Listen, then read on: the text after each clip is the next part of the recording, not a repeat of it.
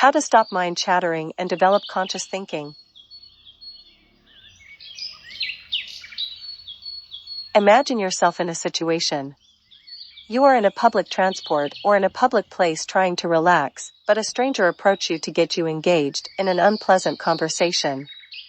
How you would react to him or to her? Are you going to respond immediately to them as if you owe them your attention and focus? What if this is someone who knows you very well and starts to interrogate you? Are you going to sacrifice your time, your well-being, and your privacy simply because you couldn't ignore him, you are afraid to hurt his feelings, or you are obligated to satisfy his curiosity? Of course, to be able to handle such situations, you will need social skills, knowledge, and experience, otherwise you will be all time in conflicts, divisions, and distortion. What if you already possess these social skills, and you can manage any situation outwardly very well? What about inwardly? Isn't mind chattering also very exhausting both emotionally and physically? Do you acknowledge that this also requires skills and knowledge to learn, or it is something random and abstract that we don't need to bother ourselves with? To leave it to circumstances. To let time cure it. To surrender ourselves to coincidence and randomness, to take care of it. Is it dangerous for people to surround themselves to the unknown, to handle their thoughts and feelings? What do you know about emotional intelligence? Let's question, investigate, and discuss without any conflicts, division, and distortion. Just to watch and to observe our own self to find out. So, is it possible to completely stop the mind from chattering? Can we consciously control our own brain from wandering? Are these two faculties, the brain and the mind, separated from ourselves, or are they part of us? They belong to us. We own them. So how come people are complaining that their brain is betraying them? Their memory failed them. They can't remember things when they need them. This means that the brain is a traitor. When people becomes overwhelmed by disturbing mental images, bad feelings, and annoying thoughts, they can't concentrate, relax, enjoy, and focus on their objectives. This means that the mind is evil and dangerous. Who is to blame here? Please keep in mind that this is a delicate subject to discuss. It requires great deal of attention and concentration. It is very challenging as it defies our old habits and past programming that our brain becomes attached to it and dependent on it very heavily.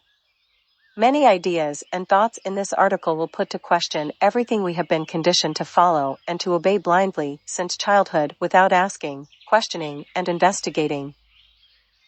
If you can observe and watch closely, you can notice and see clearly that everything people needs is already within their hands.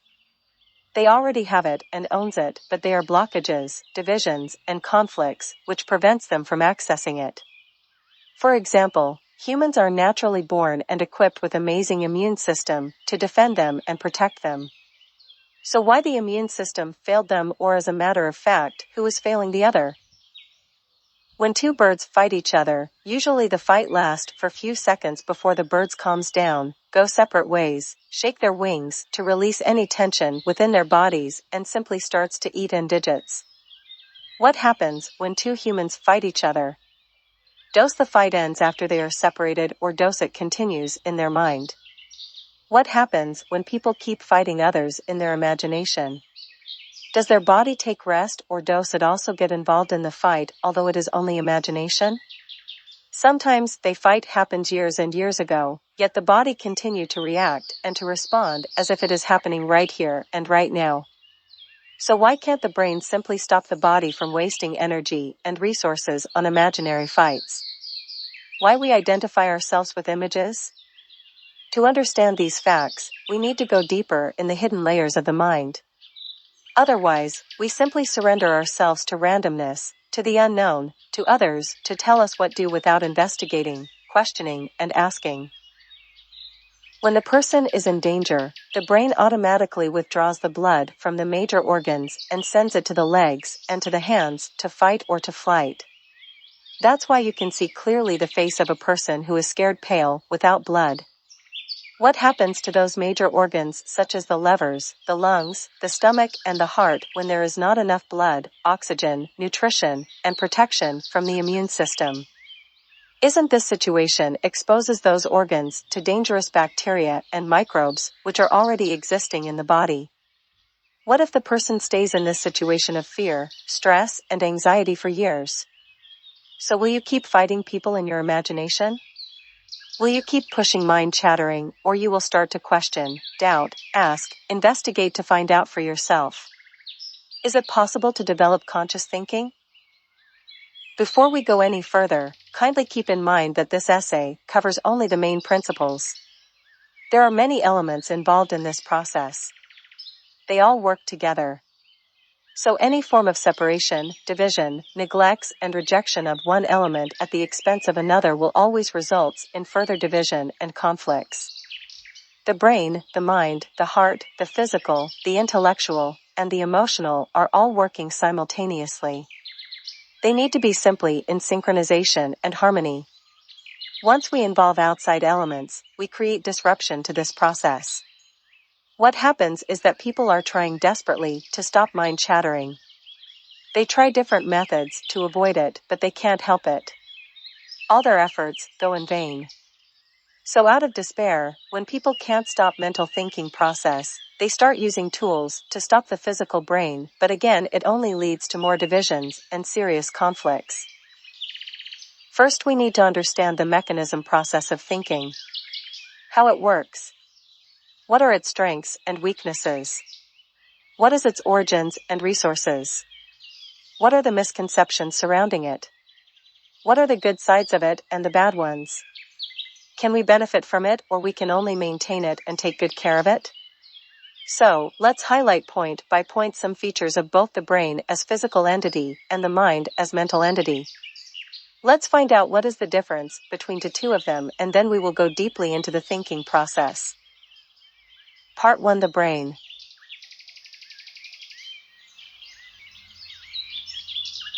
The brain is a physical organ. It weighs approximately 2 kilograms. It is made of 25% fat and 75% water. Although it's small in size, it consumes 20% of energy in the body. It functions through neurons connections. There are about 86 billion neurons in the brain. These neurons can be wired and connected in about 1,000 trillion ways to register information and to communicate between themselves. The more the neurons are connected, the stronger the information becomes. The headaches in the brain are caused by chemical reactions. When we are asleep, the brain starts the cleaning process by removing chemical waste released during the day. That is why we wake up fresh and energetic after good night's sleep. During sleep, the brain rearranging the informations received as per its importance and priority. Which ones to dispose and which ones to register and keep in the long-term memory. So as a physical organ, the brain needs constant maintenance and care. To keep it hydrated. To not overload it with information. To not push many tasks at the same time. To put it to sleep fully in order to allow it sufficient time to rest. There are 3 main features of the physical brain that we need to take into consideration to avoid mind chattering and mind wandering. This will clear some important misconceptions which are common among people about the brain. 1. The brain can process only one task at a time. It is not capable of multitasking. What happens is that the brain performs many tasks one by one in a very short period of time, but not all at once. It simply prioritizes each task according to its importance, but it never does more than one task at a time. If 2 tasks collide and the brain couldn't prioritize which one to handle first, the person will simply freeze and become confused. So multitasking is one of the illusions people are experiencing during thinking process. 2. Neuroplasticity. This is a groundbreaking news in biology. It means that the brain is plastic. It can change. The neurons can rewire themselves to form new patterns or pathways for thinking. That is to say, in simple terms, the mind can change thoughts, ideas, beliefs, and convictions. Before it was believed that once brain neurons are wired and connected together, it becomes impossible for them to be rewired again to different neurons. So, people can change no matter what are their past programming and conditioning. 3. Mental images. This is the most important feature of the brain which interests us here. We will be discussing mental images in details. In fact, the brain cannot make difference between reality and imagination. Between an image which is present and happening at the moment and an image which is only from the past. This is to say, if you simply think of an event which happened in the past and pictures it in your mind, the brain will react to it as if it is real and as if it is happening right now. The brain will immediately send signals to your body to be alert, cautious, and ready to defend and protect itself by increasing heart rates, oxygen levels, burning more energy, and sending all blood reserves to both arms and legs to fight or to flight. This will leave the main organs such as liver, stomach, and lungs without sufficient blood, oxygen, nutrition, without protection and vulnerable to existing bacteria and microbes in the body. The brain knows two-mode system. One is fight and flight when experiencing danger even from imagination. 2 is eat and digits when resting and relaxing. So once you see an image and pictures it in your mind, the brain will constantly identify with it, take action, and react. The brain always prioritizes safety. When there is a choice between pleasure and pain, the brain will always go towards pleasure and try by all means to avoid pain. Even if that pain is about doing your job and taking responsibility, and the pleasure is about doing something illegal, forbidden, and risky. These features of the brain are very dangerous. If it is not managed properly, it can be very exhausting for the body and overwhelming for the person. Yet, we can make use of it if it is understood properly. This is where we need to talk about the mind. What are its features? What makes it different from the brain? What are its weaknesses and strengths, and how we can make the best use of it? Part 2: The mind. Kindly keep in mind this is an open discuss and a dialogue between two friends.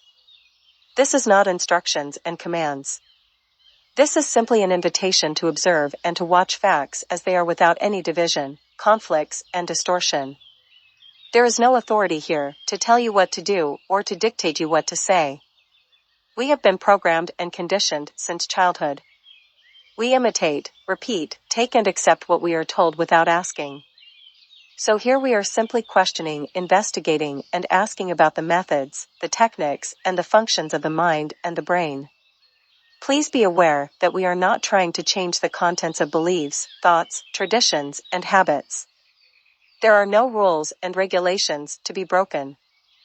Once the person understands very well how the brain operates and how the body functions, he or she will be equipped with sufficient knowledge to be conscious, aware, and mindful to make the best decisions and choices. So please question and investigate to find out for yourself. Is it possible to decondition the brain from previous conditioning? Can we unlearn what we have learned? Is the brain capable to free itself by itself without the need for outside elements, techniques, methods, and authorities? Can we detach ourselves from habits and addictions, wishes and desires, fears and worries? Let's go directly to the source. Let's dive into the deepest layers of the mind. Let's unfold the hidden mind, or so-called the unconscious mind. When a person tells you a joke, what is your body reaction? Of course the muscles in your body will be contracted. There will be rush of blood throughout the body, increase in body temperature, heart rate, oxygen level, and chemical reactions. The nerves will be relaxed and the general mood is happiness and satisfaction. What about when you are watching a horror movie on television? What will be the response of your body? Some people become accustomed to television that they stop to react to it the same way as they used to do at the beginning. How this happens? Is it because they became familiar with this device, or is it simply because they stopped entertaining mental images in their heads? They just watch and observe without responding emotionally to the images. They stopped playing images in their head over and over. So what does this fact tell us about the mind? When a person is dreaming, can he or she be in charge of his or her emotions? Can he or she control the mental images from the dream? Of course not. Because when we are asleep, we became unaware and unconscious. The unconscious mind takes over. So, does this unconscious mind disappear in the morning when we became awake? During the day, are we all-time conscious, aware, present, mindful, focusing, and concentrating? Is there such thing as daydreaming? Have you ever been absent-minded during the day? Does your mind keep wandering often during the day? What is mind chattering? What changes happens to the body during these states of the mind? As discussed earlier, the brain is physical, organic, but the mind is psychological and virtual. The mind gets its resources from the memory. Without memory there won't be a mind. If a person lost his or her memory, then he or she will be a different person and will start all over again as a child. Our memory is shaped and formed by time and experience. As we grow over time, our experiences grow also. It is recorded and registered in memory. This is natural mechanism. We are born with it. This is how human beings' mind works. This is the natural course of life, and it cannot be stopped or changed. So what about mind chattering and mind wandering? Is it natural process? Are we born with this mechanism, or is it learned as we were children by imitation and repetition? Can the mind be programmed and conditioned? If you can observe and watch closely your own mind, thoughts, and emotions, you can find answers to these questions. People always wait for authorities to tell them what to do. This becomes habit and custom to the point of addiction. To deny our own senses and logic and to depend on authorities of any kind to give you solutions even if your own life is at stake without questioning and investigating. So, does mind chattering happens voluntary or against our own will? Does it contains wishes and desires, or it only contains our worst nightmares? Is there a switch to put it on off, or is it a process which involves many other elements working all together to either push it or hold it? One of the misconceptions about the human mind is that people consider it as a living entity separated from them, and it has feelings, and it can be hurts. When people stop confusing their mind for a living person, then many of their mental issues such as mind chattering, overthinking, and mind wandering will be very clear to them, and it will be immediately solved. In summary, mind wandering, chattering, and overthinking cannot be stopped as if there is an existing switch, on-off button, somewhere in the head to be discovered and to be used as per our wishes and desires. But rather, mind chattering can be spotted, observed, watched. That is to say, we can only be conscious and aware every time the mind goes away wandering and start chattering. We can get back our attention and focus.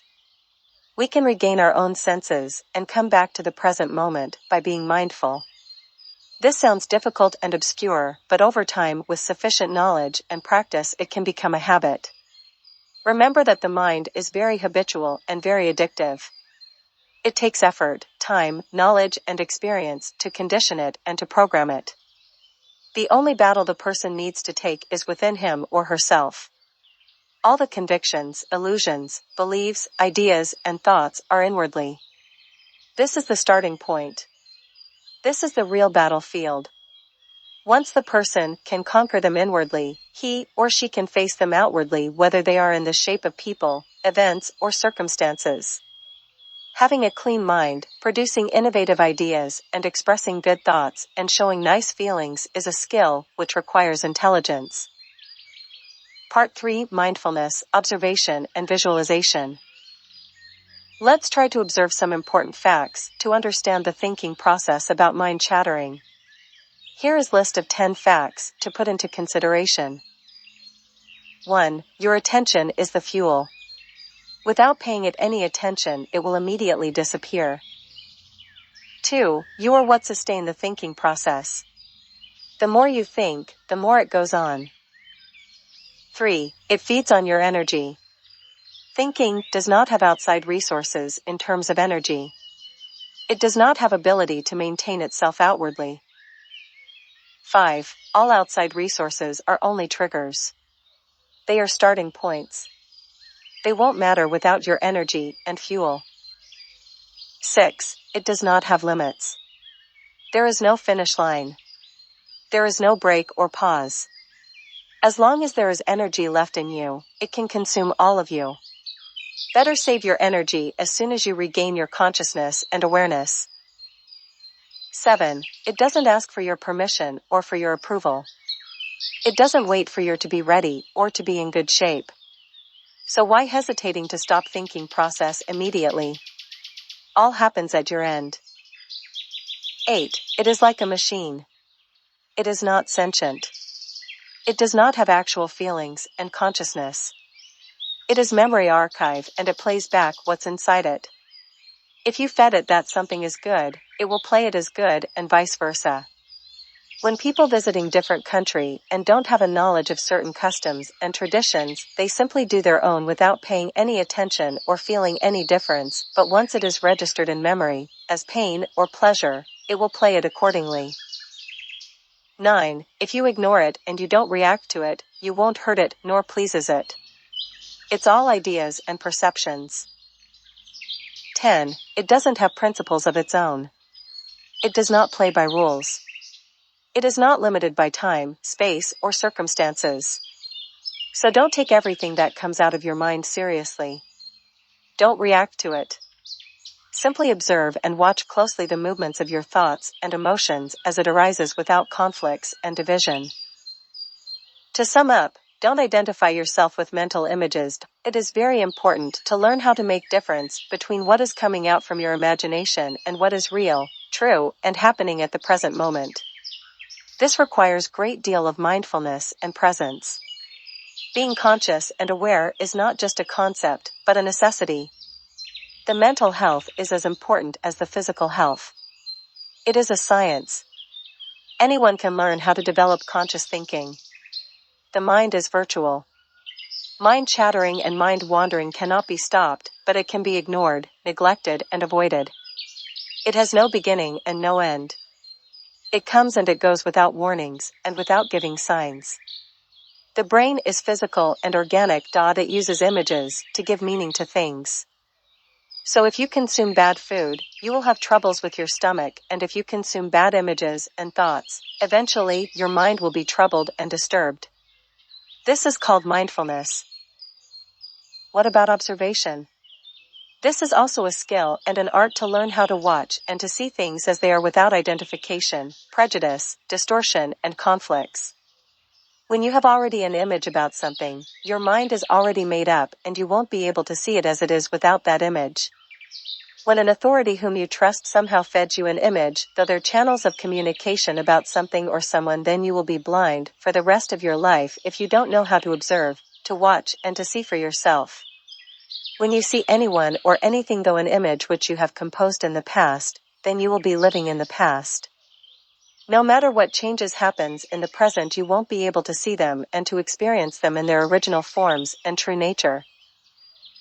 When you are looking at a mirage, does the image you are seeing makes it real? The more you look at it, the more you make it real. The brain can be deceived by optical illusion. Although you are completely aware of it, knows it, looking at it, but you cannot help it simply because the brain responds immediately to images, whether from imagination or from reality. This is how it is built, and this is how it functions. If we can understand this reality clearly, then you can handle mental images and mind chattering the right way. You will be your own master, and you will develop conscious thinking. Mind chattering can be pleasant if it projects nice images, good quality thoughts, and ideas. It is always fun and very relaxing to use imagination for wishes, desires, and dreams. But once the mind is corrupted, confused, and disturbed by the media, by the authorities, and by the environment, then mind chattering will be very dangerous. When you become overwhelmed by scary images, suspicious thoughts, and unpleasant feelings of fear, worries, and anxiety. Of course, this requires the person to grow up mentally and to learn how to handle own psyche. This cannot be left to the hazard and to the unknown. Good quality thinking is an art and a science. Any person can be intelligent emotionally and can develop conscious thinking. The main goal behind this article is to be able to simply shift your attention towards your objectives without struggles and conflicts. Unfortunately, the human brain is very addictive. It will always try to bring you backwards to familiar objects, events, and people which its brain knows very well, and it frequents very often, because this is what the brain has been adopted, attached, and conditioned to it, even if those objects are hurting you.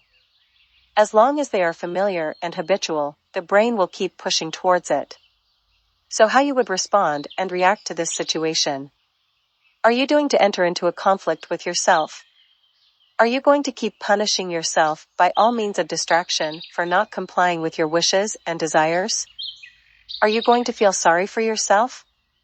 Are you going to seek help from outside resources and from different authorities to help you fight and conspire against your own self? Once you learn how to observe and to watch these facts about yourself without conflicts and division and distortion as it arises, you will simply stop responding and reacting to them both physically and emotionally. What about visualization? How it can be applied? When a person comprehends the thinking process and the elements involved in this process, he or she can try to consciously manipulate and reverse the engineering of the mind to his or to her favor.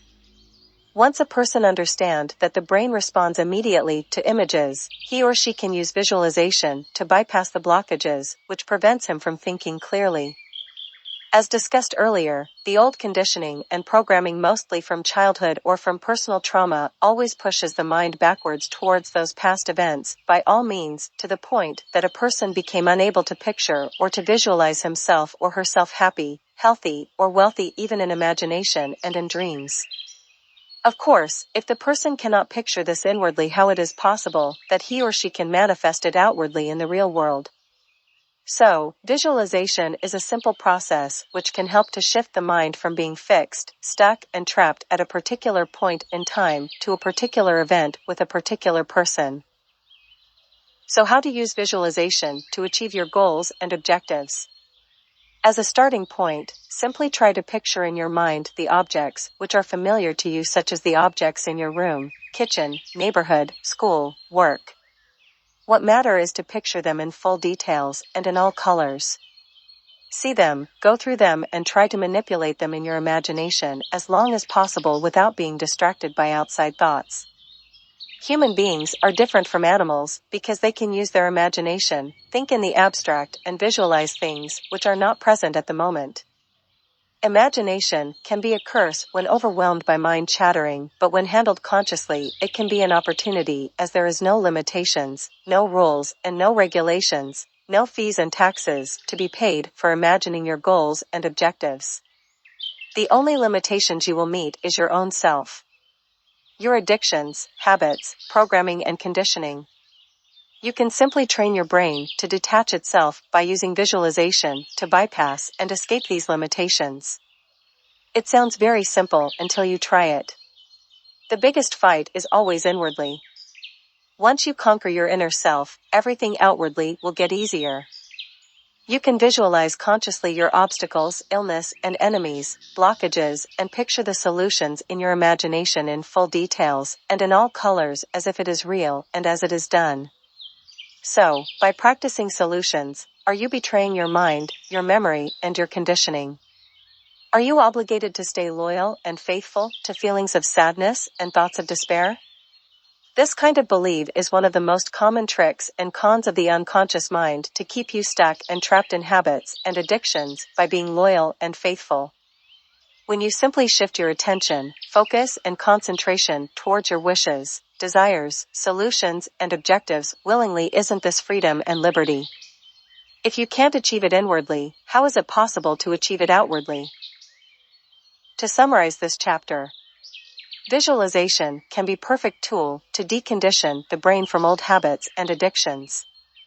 Simply picture and see within your mind in full details and in all colors, as if it is real, the familiar objects to you and the recent events that you have witnessed, preferably pleasant and happy ones.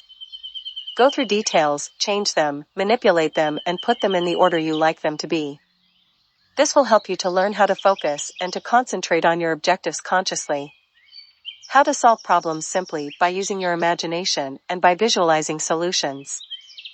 You will no longer be stuck and idle because you don't have the right tools, or you need to wait for the perfect moments, or you must first find the right places and environment to work out solutions, rest, to relax, and to be in peace. Summary. 1. Mind chattering is an illusion. Both the brain and the mind can be manipulated. If a person is not aware, mindful, and intelligent, emotionally, mind chattering can be very exhausting physically and draining emotionally, which makes it very dangerous. 2. The authorities, who claims the knowledge and whom people trust blindly, can use these faculties of the mind to manipulate people, to program and condition them to habits and addictions according to their agenda. Women body have been used and exploited excessively in the media for such purposes.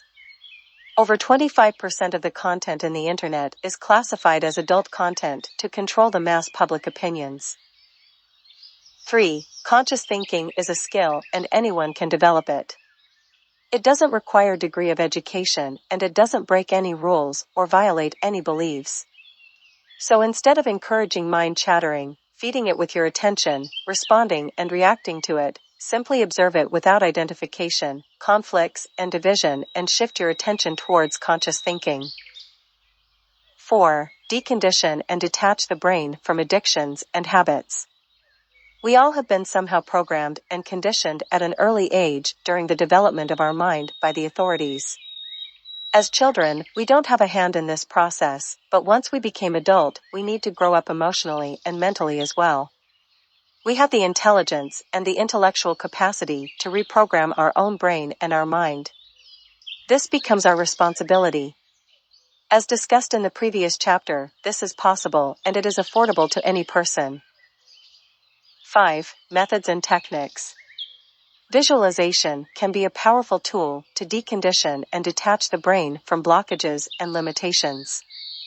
Once the person understands the thinking process, he or she can work out what is best for him or her. Finally, kindly keep in mind this is an open dialogue and conversation between two friends.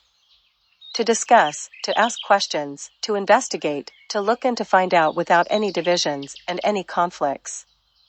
There is no authority here to dictate you what to do. Please don't take for granted and accept what is given, offered, written, or simply been said without questioning and investigating. We have been taught by authorities to imitate, to repeat, and to memorize. This creates complete dependency, obedience, and stagnation.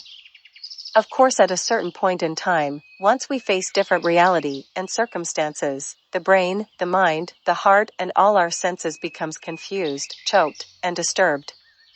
So what is the best option here?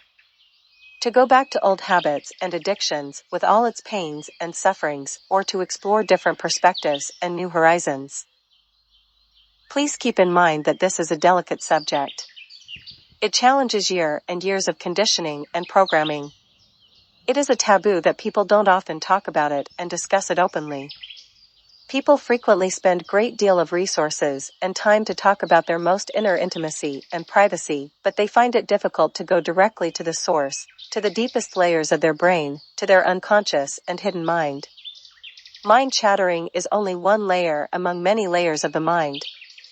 To reach the deepest layers of the mind, we have to remove and uncover each layer gently and with care.